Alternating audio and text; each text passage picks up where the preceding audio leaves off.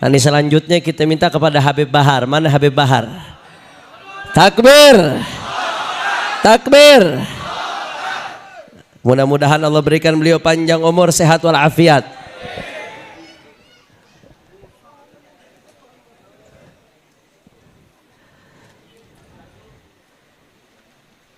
Nah,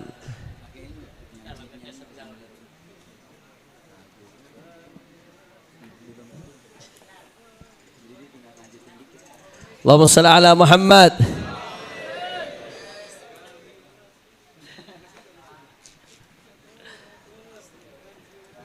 Fadhal. Takbir, takbir. Ini karena acaranya pernikahan, tadi amanat dari imam besar kita. Karena Habib Bahar ini yang paling pengalaman urusan pernikahan, saudara. Jadi nasihatnya nasihat pernikahan dari Habib Bahar. Amanat dari imam besar kita. Is'alil khabir, tanya orang yang paling pengalaman, kata beliau. Takbir, takbir. Assalamualaikum warahmatullahi wabarakatuh. Anda yang pelupa salam aneh.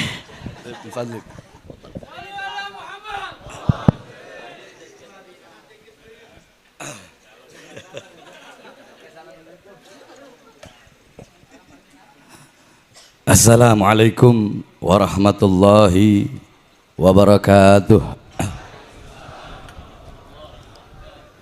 Alhamdulillahil qawiyyi sultanuh, al-wadihil burhanuh, al-mabsut fil wujud karamuhu ihsanuh. Allahumma salli wa sallim wa barik wa karrim wa azim ala nuril anwar wa sirril asrar wa tiryakil aghyar wa miftahi babil yasar sayyidina wa maulana Muhammad Muhammadinil Mukhtar wa alihil athhar wa ashabihil akhyar adada ni'amillahi wa ifdalih, amma ba'd. Yang saya cintai, yang saya muliakan,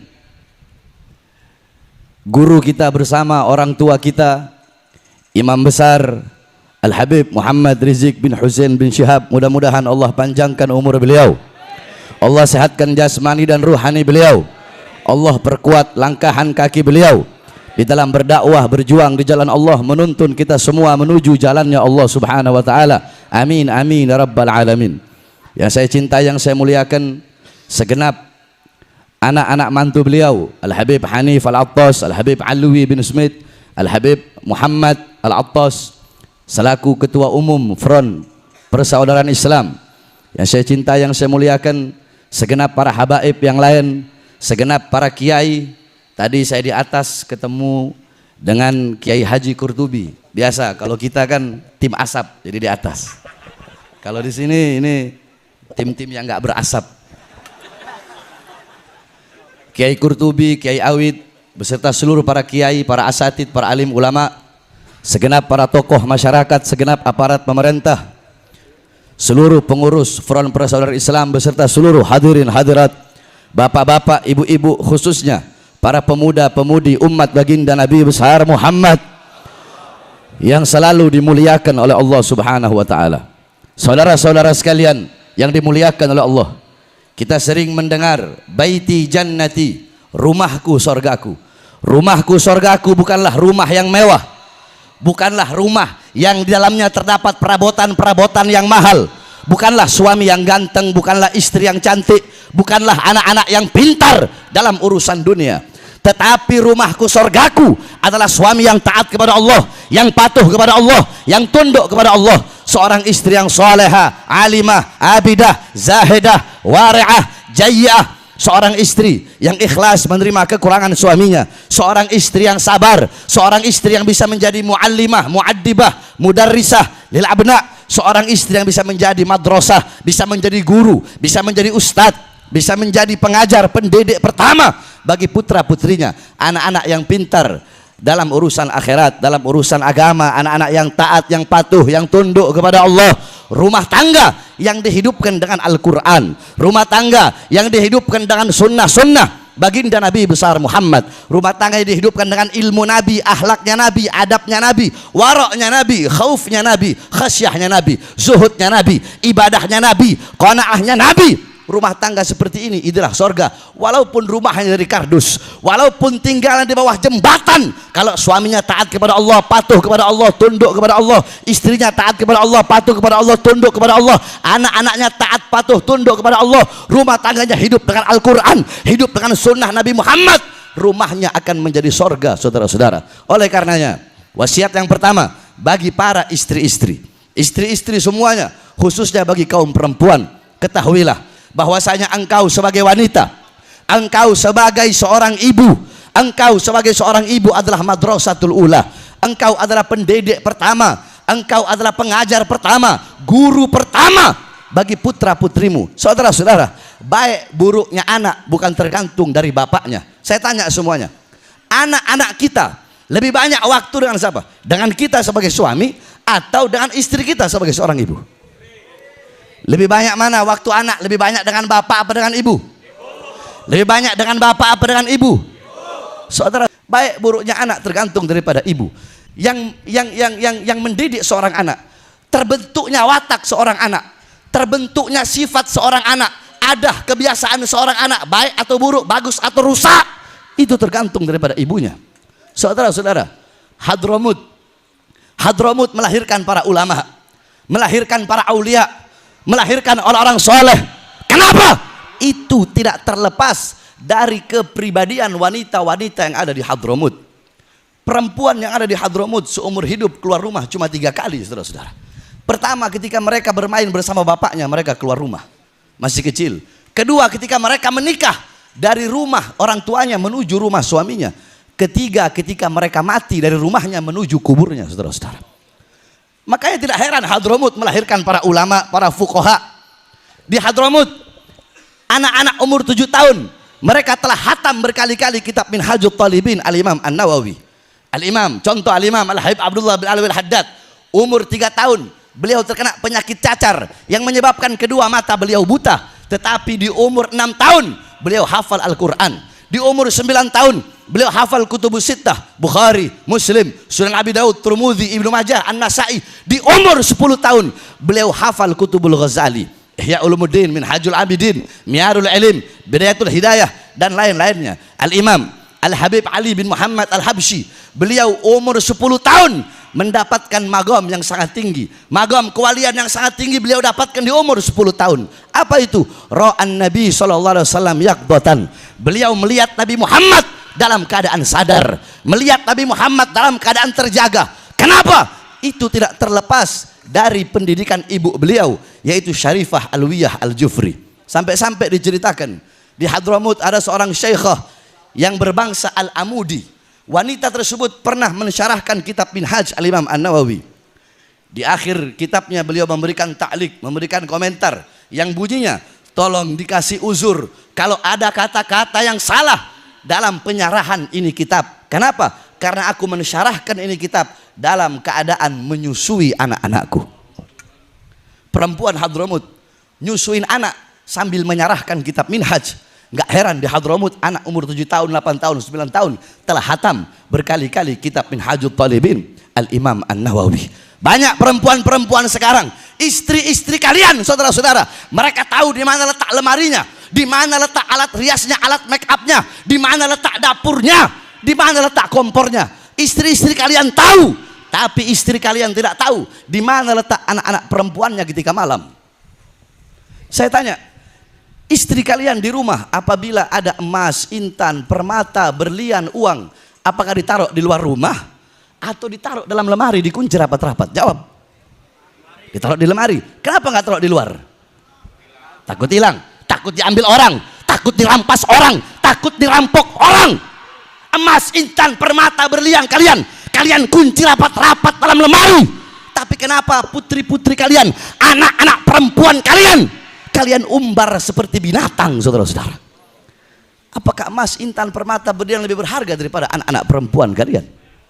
Kalian para suami, kalian sebagai bapak, pagi, siang, sore, malam, kalian sibuk cari uang, sibuk cari nafkah. Untuk apa?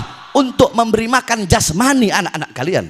Saudara-saudara, ketahuilah, jikalau kewajiban kalian sebagai bapak cuma ngasih makan jasmani anak, apa bedanya kalian dengan binatang?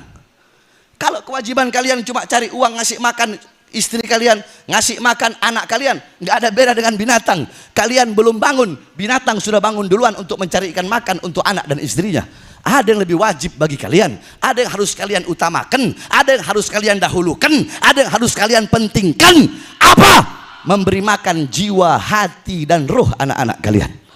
Apa makanan jiwa, saudara-saudara? Apa makanan hati? Apa makanan roh?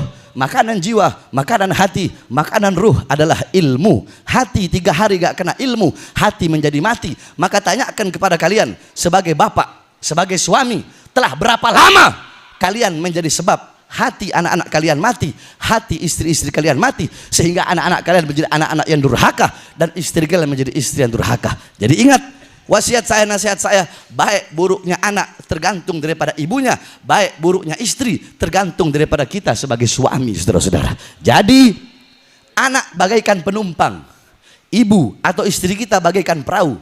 Kita adalah nahkoda daripada perahu tersebut. Apabila perahunya bolong, apabila perahunya rusak, maka tenggelamlah penumpang yang ada dalam perahu tersebut. Rusak atau tidaknya perahu tergantung kita sebagai nahkoda. Bukankah dalam Al-Quran Allah berfirman, ku anfusakum wa ahlikum naro. Jagalah diri kalian, jagalah anak istri kalian, jagalah orang-orang yang nafkahnya dibebankan kepada kalian, jagalah mereka dari api nerakanya Allah. Bagaimana cara menjaga mereka dari api nerakanya Allah? Alimuhum wa adibuhumuddin. Ajarkan mereka, didik mereka dengan pendidikan agama. Seperti hanya itulah cara untuk menyelamatkan anak istri kalian, keluarga kalian, rumah tangga kalian dari api nerakanya Allah Subhanahu wa taala. Wasiat bagi para istri-istri semuanya, saudara-saudara, zaman sekarang saya Bahar bin Smith kalau mau cari istri cantik sehari 20 bisa saya dapatkan. Mau cari apa? Istri kaya bisa saya dapatkan. Istri yang punya pangkat, punya jabatan bisa saya dapatkan. Saya tidak menafikan hidup saya dikelilingi sama perempuan. Makanya Habib Hanif bilang, Habib Bahar ceramah harus ceramah pernikahan, jangan keluar dari pernikahan. Ya akhir saya ceramah bahas masalah pernikahan. Karena memang dari semua yang ada di sini saya yang paling banyak nikahnya. Walaupun banyak yang masih lebih tua dari saya di sini, tapi kalau usia nikah saya lebih tua dari semua yang ada di sini, saudara-saudara. Bahkan dari imam, oh saya lebih kalau masalah pernikahan. Nah, saudara-saudara, zaman sekarang kita mau cari perempuan cantik banyak, perempuan kaya raya banyak. Yang susah perempuan yang ikhlas. Nah, ini kayaknya soundnya di istri saya colok-colok sound dicabut kayaknya.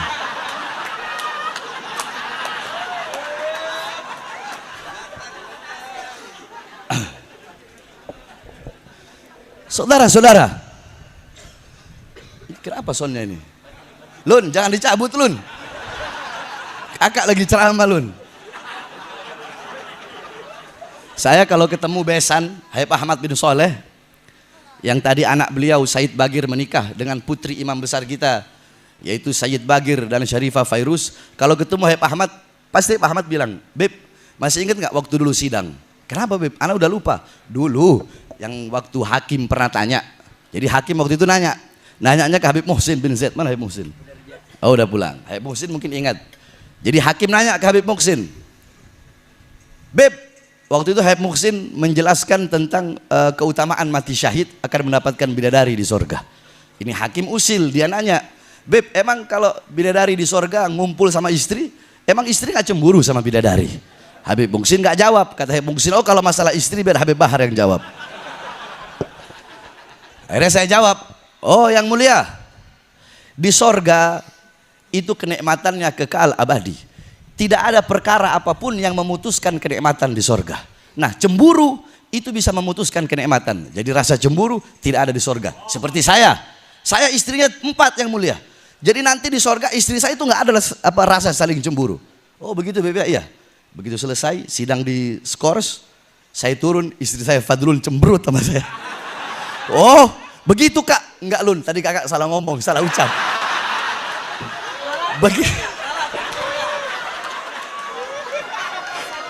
Jadi begitu sidang lagi dicabut skorsnya, sidang kami cabut skorsnya. Yang mulia saya ralat, tadi saya salah ucap. Maksud saya andaikan istri saya 4 yang mulia. Oh baik Habib. Kata Pak Ahmad, oh rupanya habis diunyeng-unyeng sama Fadlun. Saudara-saudara, berani-beraninya kita sama istri keok. Saya, iblis saya makan. Tapi kalau sama Fadlun, Lun. Sebab sudah seperti itu seorang suami. Nah, zaman sekarang mau cari perempuan yang cantik, yang kaya, yang punya pangkat, yang punya jabatan, banyak. Yang susah mencari seorang istri yang ikhlas menerima kekurangan suaminya sebelum ikhlas menerima kelebihan suaminya. Ini istri kita zaman sekarang ikhlas terima kelebihan doang. Ente orang datang bawa uang disayang. Coba ente datang gak bawa apa-apa, habis dimarahin sama istri. Jadi kita susah zaman sekarang mau cari istri yang ikhlas, yang sabar dalam urusan rumah tangga. Maka kenalkan kepada istri-istri kalian wanita-wanita baginda Nabi besar Muhammad SAW. Jadikan wanita-wanita Nabi sebagai teladan bagi istri kalian, sebagai pedoman bagi istri kalian. Lihat bagaimana Sayyidatuna Khadijatul Kubra, Sayyidatuna Aisyah Ridha, bagaimana Sayyidatuna Asma binti Abi Bakar, istri daripada Zubair bin Awam, bagaimana Sayyidatuna Fatimah Zahra, bagaimana Sayyidatuna Mutiyah. Sayyidatuna Mutiyah dalam riwayat Rasulullah pernah berkata kepada Sayyidatuna Fatimah, wahai putriku Fatimah, apakah engkau ingin tahu siapa kelak di akhirat, di sorga, wanita yang akan memegang tali kendaraanmu? Siapa wahai ayah? Namanya adalah Mutiyah.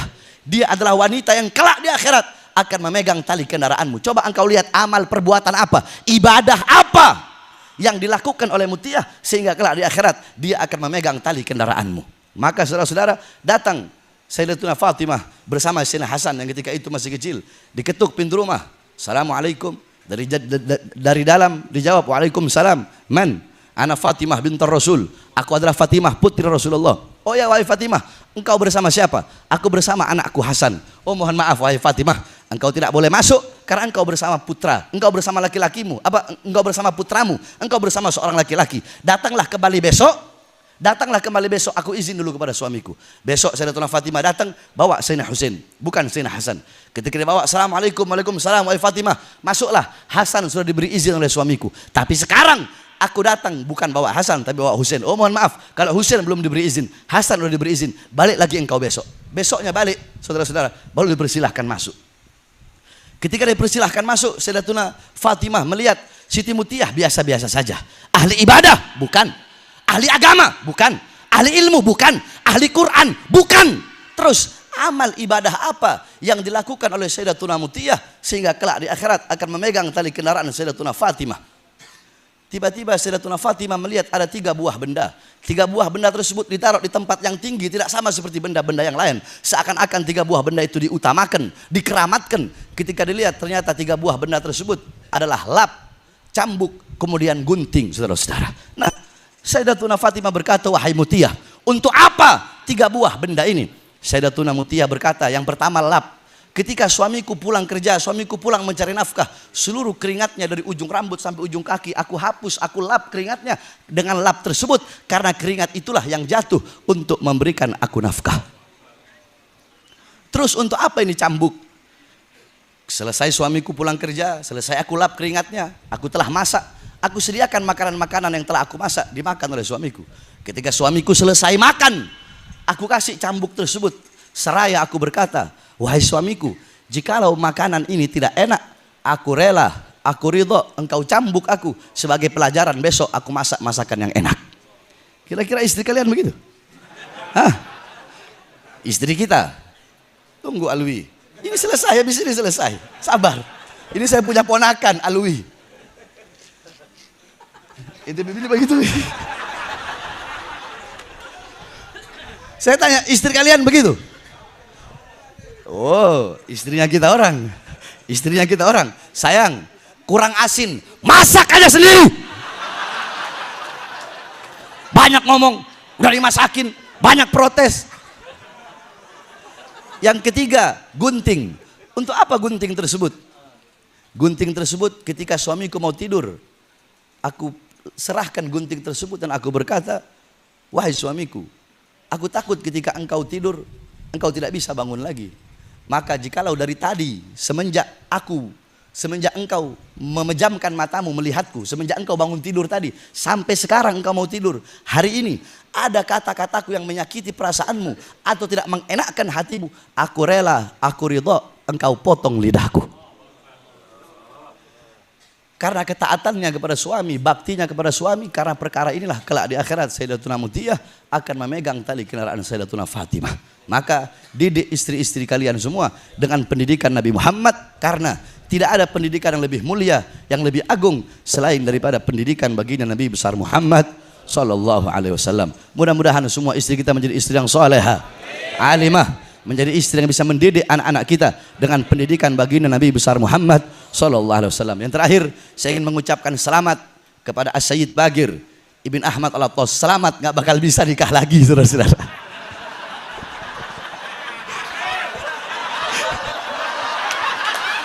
Walafu minkum. Wassalamualaikum warahmatullahi wabarakatuh. Allahu Akbar.